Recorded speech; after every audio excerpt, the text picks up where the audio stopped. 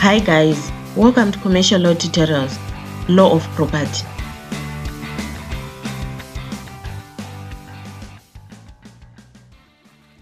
We have already looked at the definition and the requirements.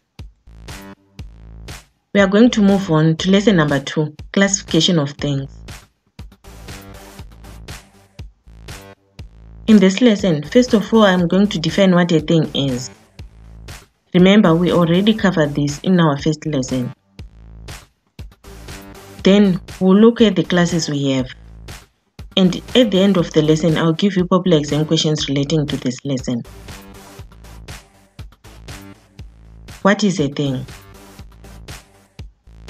We said property is anything which can be part of a person's estate, which includes corporeal things and incorporeal things.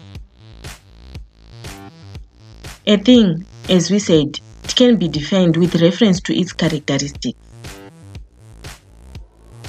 It is an object outside the human body, which is an independent entity capable of being controlled by a person who uses it, and it has value. For instance, land, buildings, tools, equipment, servitudes, bonds, crops, clothes, and vehicles. Those are all examples of things. Let us now look at how these things are classified. First of all, we have according to their relationship to men. How are the things related to men? That is the first class. We have those which cannot be owned. Res extra commercium. Those which can be privately owned, res in commercio. And the second class is according to their nature. That is the nature of the things. We have corporeal and incorporeal things, movable and immovable things. Now, to make things easier, I have made something for you. Here we have a thing. Then it's either an ownable or ownable. That is, it's either res extra commercium or res in commercio. If it's ownable, it is either unowned at a certain particular time, or it can be owned at a particular time. So, those which are unowned but are capable of being owned are called res nullis. Then if things are owned, they are either incorporeal, that is intangible property, or corporeal, which is tangible. If it is tangible, it's either movable or immovable. So for both movable and immovables, we have fungible and non-fungibles, divisible and indivisible, consumables and non-consumables, and also simple and complex ones. Let us look at the first class, according to their relationship to men, which cannot be privately owned. That is the first class we are going to look at. We have res OMNIUM communes, res PUBLICAE, and res UNIVERSITAS.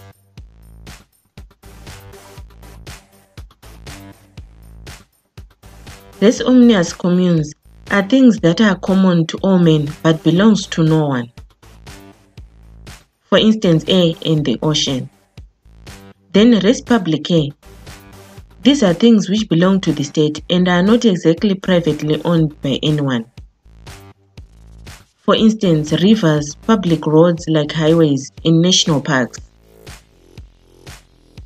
Then the last one is res universitas. These are things which belong to the universitas or a corporate body and not to individuals. It is the common property of a city usually. For instance, racecourses, theaters, and a market. Remember, in this class, which is according to their relationship to men, we also have those which can be owned, the ownable ones, res in commercium. which can be privately owned. So in this class, we have the res nullis and the res ALLICUIS.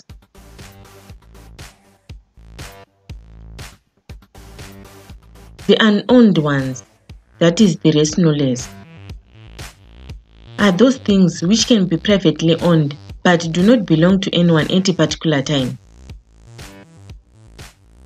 For instance, things in commercio which have never been privately owned. Birds, bees, fish that has not yet been caught. Then we have things intentionally abandoned by their owners. They have no owner at a given time. Then we have birds, bees, fish, wild animals gaining natural freedom with the intention of not returning to their owners. Let us look at the owned things. These are things that are privately owned by a legal subject at a particular time. The legal persons can either be natural or juristic, that is res singularum and res universitatis respectively.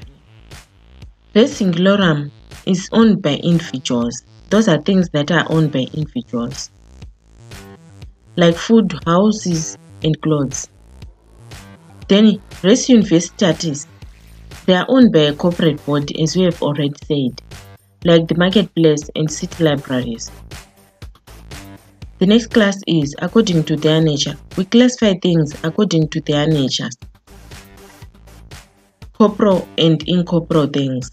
The corporeals are rise to tangible things like houses, clothing, food, and books. Then the incorporeal things.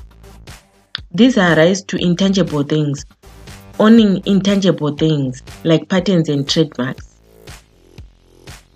Still on according to their nature, we are going to look at the movable and immovable things.